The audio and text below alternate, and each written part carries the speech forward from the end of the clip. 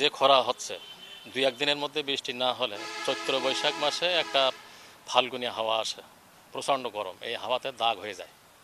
দাগ হলে এটা লিচুর অত্যন্ত ক্ষতি হবে। এখন বর্তমান যেভাবে ঝরে পড়ছে তাতে কোনো অসুবিধা হবে না।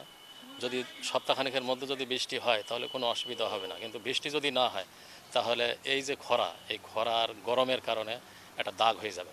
দাগ হলে ওটা আর বিক্রি হবে না, এই জন্য খুব চিন্তিত আমরা।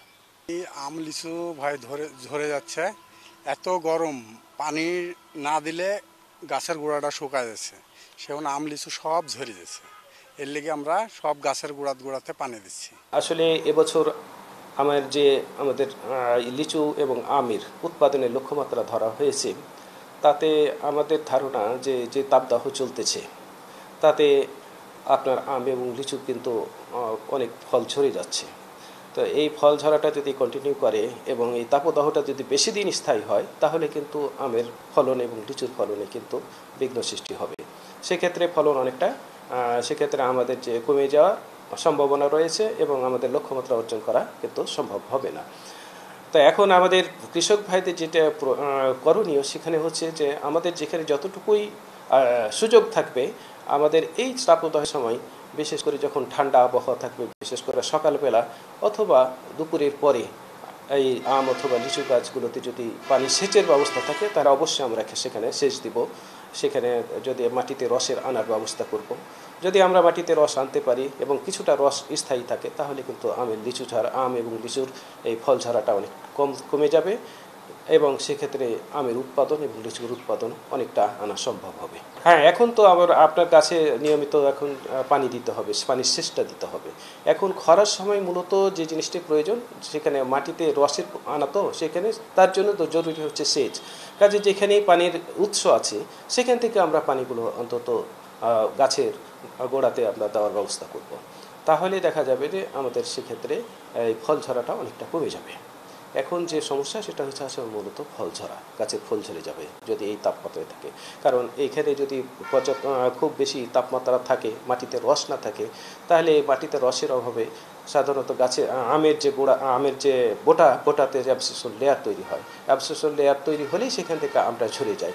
কাজে আমের অ্যাবসেশন লেয়ার যেন এই খরাজনিত কারণে যেন না তৈরি হয় তার জন্য দরকার হলো মাটিতে সেচ দেওয়া এবং মাটিতে রসের ব্যবস্থা করা। ফলের রাজা আম। আর এই আম আমরা সবসময় বলি যে এটা বৈরী আবহাওয়ারই ফসল। আপনারা দেখবেন যে যখন ফুল আসে তখন এই কুয়াশার হাতছানি থাকে, রোগ, হপার পোকা, অ্যানথ্রাকনোজ রোগ, এগুলোর আক্রমণ থাকে। এগুলো সবগুলো কিন্তু পার করে এই ফলের রাজা টিকে থাকে এবং আমরা শেষ পর্যন্ত খেতে পাই। শেষে দেখবেন যে এমন ঝড় হবে মনে হবে যে কোনো আমই বোধহয় গাছে নেই, কারণ তারপরে কিন্তু গাছে আম থাকে এবং এই বৈরী সব আবহাওয়া মোকাবেলা করে এই ফলের রাজা টিকে থাকে, আমরা শেষ পর্যন্ত খেতে পাই। তো আমরা সবসময় এদের পুষ্টিজনিত যে সব সেটাই তো। আর গরমে যেটা তাপমাত্রা যেটি বেরোয় এটার কারণে হবে কি ফল ঝরে পড়ার, এটা একটা কারণ যে অতিমাত্রায় যদি খরা কবলে পড়ে তাহলে ফল ঝরে যায়। তো সেই ক্ষেত্রে আমরা সবসময় কৃষক ভাইদের বলি যে আপনারা 10 থেকে 15 দিন পরে পরে সেচের ব্যবস্থা রাখবেন। আর যদি কারো সুবিধা থাকে তাহলে পানি স্প্রে দেওয়ার যদি সুযোগ থাকে তাহলে এই বিকেলবেলার আবহাওয়াতে এই স্প্রের ব্যবস্থা করা। গত এক সপ্তাহ থেকে রাজশাহী অঞ্চলের উপর দিয়ে মৃদু থেকে মাঝারি ধরনের তাপপ্রবাহ বয়ে যাচ্ছে, তবে গতকাল সেটা তীব্র রূপ ধারণ করেছে, 40.4 ডিগ্রি সেলসিয়াস রূপ নিয়েছে। এই সময়গুলোতে দিনের বেলায় সূর্য কিরণ লম্বভাবে দেওয়ায় ভূপৃষ্ঠ তাড়াতাড়ি উত্তপ্ত হওয়ার ফলে তাপমাত্রা বেড়ে যাচ্ছে এবং বাতাসে জলীয় বাষ্পের পরিমাণ কম থাকায় বাতাস শুষ্ক থাকায় তাপমাত্রা বেশি অনুভূত হচ্ছে এবং আগামী বর্ধিত 5 দিন দেশের বিভিন্ন জায়গায় তাপমাত্রা বৃদ্ধি পেতে পারে। তবে ঢাকা, রাজশাহী, খুলনা, সিলেট, চট্টগ্রাম বিভাগের 2-1 জায়গায় বজ্রসহ বৃষ্টি হওয়ার সম্ভাবনা রয়েছে। বিকাশে কম খরচে ক্যাশ আউটের লিমিট বেড়ে 50,000, প্রিয় এজেন্টও 2টা।